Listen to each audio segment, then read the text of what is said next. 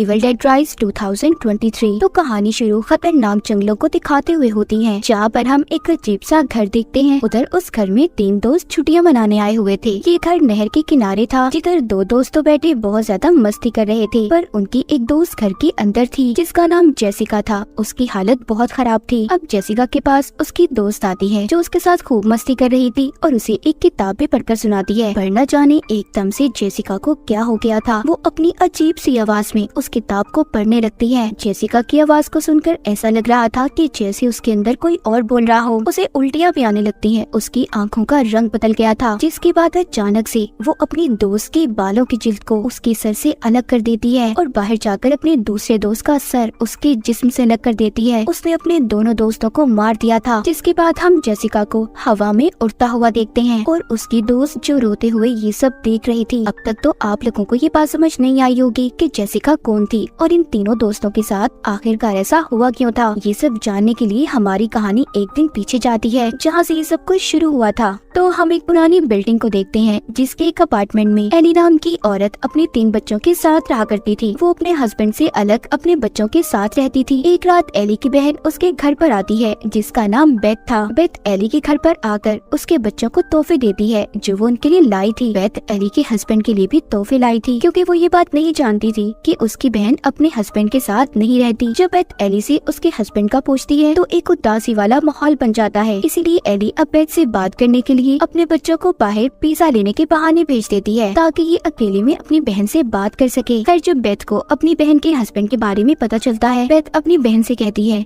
कि उसे इस बारे में उसे बताना चाहिए था। उधर बच्चे जब पिज्जा लेकर वापस आ रहे थे तो अचानक से अर्थक्वेक ज़लज़ला आ गया था। एली के तीनों बच्चे कार पार्किंग में बैठ जाते हैं। थोड़ी देर बाद सब कुछ ठीक हो गया था, पर बात सिर्फ इतनी सी नहीं थी। एली का बड़ा बेटा डैनी देखता है कि ज़लज़ला आने की वजह से कार पार्किंग में एक बहुत बड़ा सुराख हो गया था, इतना बड़ा कि वो उसके अंदर भी जा सकता था। अब डैनी ये सब देखने के अंदर क्या हो सकता है, वो सुराख के अंदर चला जाता है, जहाँ पर उसे कुछ किताबें और रिकॉर्डेड ऑडियो टेप्स मिलती हैं और टेप के ऊपर पार्ट 1, 2 और 3 लिखा हुआ था। उसे कुछ प्रीस्ट फादर की तस्वीरें भी मिली थी। साथ ही उसे वहाँ पर बहुत से होली क्रॉस भी नजर आते हैं, जिनको देखकर ये बात तो साफ थी कि यहाँ पर किसी बुरी ताकत को कैद करने का एक्सॉर्सिज्म जादू किया होगा। वहीं पर वो एक कब्र को भी देखता है, जिसमें से जीसस क्राइस्ट की भी मूर्ति निकलती है। उसे उस कब्र से एक किताब भी मिली थी जो कपड़े में ढांपी हुई थी। डैनी बिना कुछ जाने उसे अपने साथ ले जाता है। उधर ऊपर इनकी मॉम एली अपने बच्चों के लिए परेशान हो रही थी, क्योंकि उन्होंने टीवी पर इस खबर को सुना था कि ज़लज़ले की वजह से आसपास की बिल्डिंग्स को बहुत नुकसान हुआ है। इसलिए एली अपने पड़ोस में एक लड़के के पास जाती है, उससे अपने बच्चों को ढूंढने के लिए मदद मांगती है। साथ ही वहाँ पर एक बुजुर्ग लेडी भी थी, मगर थोड़ी ही देर बाद एली के बच्चे लिफ्ट से घर में आ गए थे, जिन्हें देखकर एली बहुत डांटती है और ये भी कहती है कि जब ज़लज़ला आए तो लिफ्ट का इस्तेमाल नहीं करना चाहिए। इतना कहकर वो अपना काम करने लॉन्ड्री के लिए कपड़े लेकर लिफ्ट से जाने वाली थी। उधर डैनी उस किताब को और जो ऑडियो टेप्स उसे मिली थी उन्हें लेकर कमरे में चला जाता है। अब वो उस किताब को खोलने की कोशिश कर रहा था, पर वो नहीं खुलती, क्योंकि वो किताब नुकीले दांतों से बंद थी। उस किताब को देखकर ऐसा लग रहा था कि जैसे वो किसी का मुंह हो। तभी उसकी उंगली उन नुकीले दांतों पर लग जाती है, जिससे खून आने लगा था, जो उस किताब पर भी गिरता है। पर हैरान कर देने वाली बात ये थी कि वो किताब उसके खून को अपने अंदर जज्ब कर लेती है और तभी वो किताब खुल भी गई थी। हम देख पाते हैं जिसमें अजीब अजीब तरह की तस्वीरें थी, जैसे कोई किसी पर जादू कर रहा हो। डैनी उस किताब को तो नहीं पढ़ता, पर जो उसे ऑडियो टेप्स मिली थी उन्हें चलाकर सुनने लगता है, जिसमें पहली ऑडियो टेप में एक फादर थे जो बता रहे थे कि हमने अपने साथियों के साथ किताब को जानने की कोशिश की है, जिसमें अजीब तरह के जादू के बारे में बताया गया है। अब अगली बात दूसरी ऑडियो टेप में थी। डैनी जब उसे चलाता है, जिसमें फादर उस किताब के बारे में बता रहे थे कि ये किताब उन्हें मिली कहाँ से थी, पर अचानक से वो ऑडियो टेप में से एक डिमोनिक आवाज आने लगती है, जैसे कोई काली ताकत उसमें कैद हो और बाहर आने की कोशिश कर रही हो। डैनी उस टेप को रोकने की कोशिश करता है, पर नहीं रोक पाता। तभी हम देख पाते हैं काली ताकत उस टेप से आजाद होकर लिफ्ट में एली के अंदर आ गई थी, जो आते ही एली की हड्डियों को बुरी तरह से तोड़ देती है और उसे बहुत ही बेरहमी से मार रही थी। डैनी उधर ऑडियो टेप को रोकने की बहुत कोशिश करता है, पर नहीं कर पाता।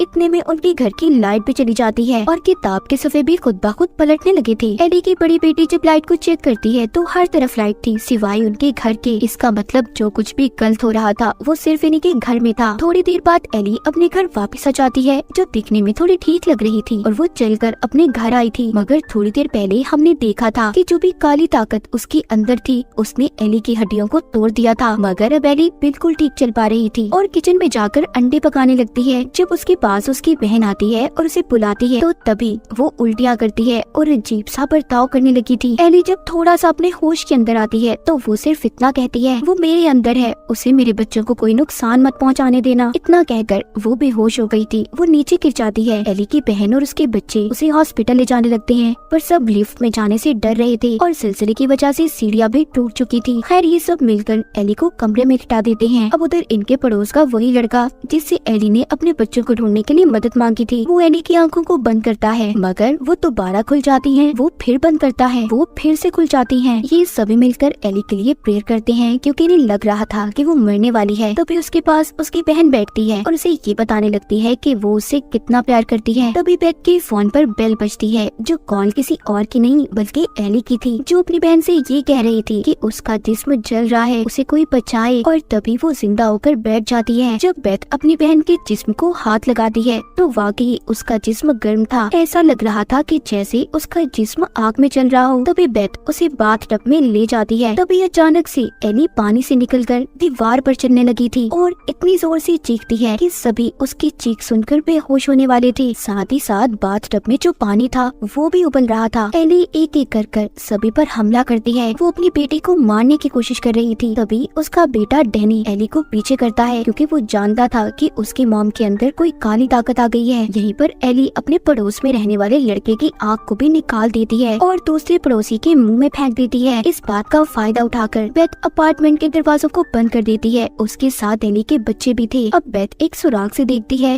घर के अंदर जितने भी लोग थे एली ने सबको मार दिया था। बाहर एली की बेटी अपने भाई डैनी से लड़ती है क्योंकि वो भी जान गई थी कि सब कुछ उसी की वजह से हुआ है। उसने टेप रिकॉर्डर को चलाया था और उस जादुई किताब को खोला है। इधर ये सब आपस में लड़ाई कर रहे थे। उधर एली अपनी सबसे छोटी बेटी को अपनी बातों में पहला फुसलाकर उससे थोड़ा सा गेट खुलवा लेती है। एली की बड़ी बेटी के साथ भी अब अजीब होने लगा था। उसके चेहरे पर अजीब से निशान आ रहे थे और मुंह से कीड़े निकलते हैं। जब बेथ एली की बड़ी बेटी के पास जाती है तो वो किचन में कांच के टुकड़े खा रही थी। इसका मतलब वो भी उस काली ताकत के कंट्रोल में थी जिस काली ताकत के कंट्रोल में एली थी। इसका मतलब ये था कि एली की बड़ी बेटी भी उसकी तरह पोसेस्ड हो चुकी थी। वो अपनी आंटी बेथ पर हमला करती है और साथ ही अपनी बहन को मारने की भी कोशिश कर रही थी मगर उसकी छोटी बहन अपनी डॉल को उसके सर पर मारती है और अपने आप को बचा लेती है। अब बेथ को भी डैनी सब बताता है कि ये सब उसी की वजह से हुआ है। अब बेथ सब जानने के बाद डैनी के कमरे में जाती है ताकि वो आखिरी टेप रिकॉर्डर को सुन सके। बेथ हेडफोन लगाकर टेप रिकॉर्डर को सुनने लगती है कि जो भी गलत हो उसी के साथ हो, कोई और उसे ना सुन सके। बेथ जब तीसरी और आखिरी रिकॉर्डिंग को सुनती है तो यहाँ पर अब बेथ को सारी सच्चाई का पता चलता है। असल में ये किताब एक प्रीस्ट फादर को मिली थी और वो इस किताब को पूरा पढ़ना चाहते थे लेकिन फिर चर्च वालों ने फादर को चर्च से निकाल दिया क्योंकि ये एक डिमोनिक किताब थी। ये इंसानी जिल से बनी थी और इस पर इंसानी खून से लिखा हुआ था। इस किताब में हैंडोजक के खतरनाक डीमंस को बुलाने के तरीके थे और इन्हीं सब बातों को वो फादर समझना चाहते थे। अब यही बातें बेथ बैठी रिकॉर्डिंग में सुन रही थी।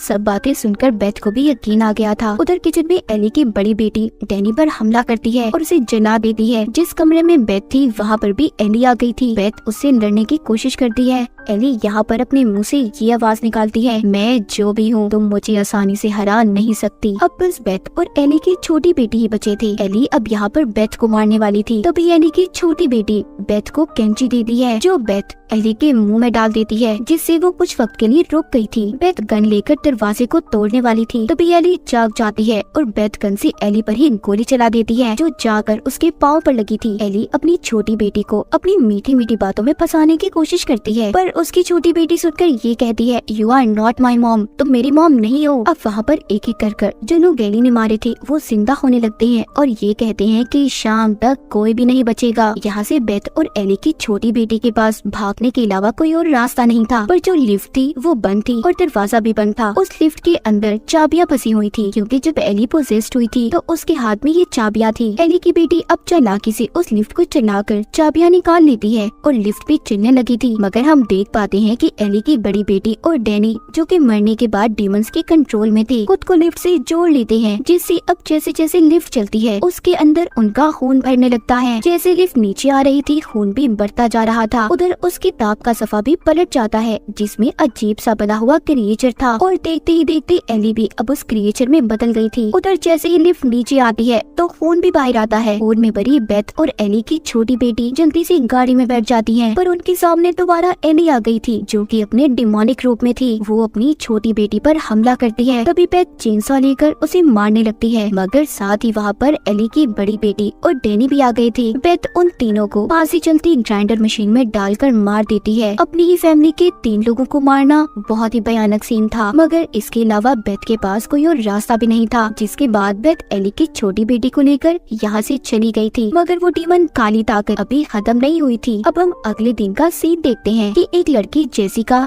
उसी लिफ्ट से नीचे आती है, जो एली के नीचे वाली बिल्डिंग में रहा करती थी, और जेसिका वही लड़की थी जो हमने कहानी के शुरू में भी देखी थी। अब जब ये लिफ्ट से नीचे आती है तो बहुत सारा खून देखती है और पुलिस को कॉल करने वाली थी। तभी वही डीमन जो एली के अंदर था वो आकर जेसिका को भी पोजेस्ड कंट्रोल कर लेता है। अब आपको यहाँ पर समझ आ गई होगी कि जेसिका ने अपने दोस्तों को क्यों मारा, और अभी भी वो डीमन जेसिका के अंदर ही है। आगे वो डीमन क्या तबाही फैलाने वाला था कोई नहीं जानता। और इसी के साथ इविल डेड राइज की ये कहानी यहीं पर खत्म हो जाती है।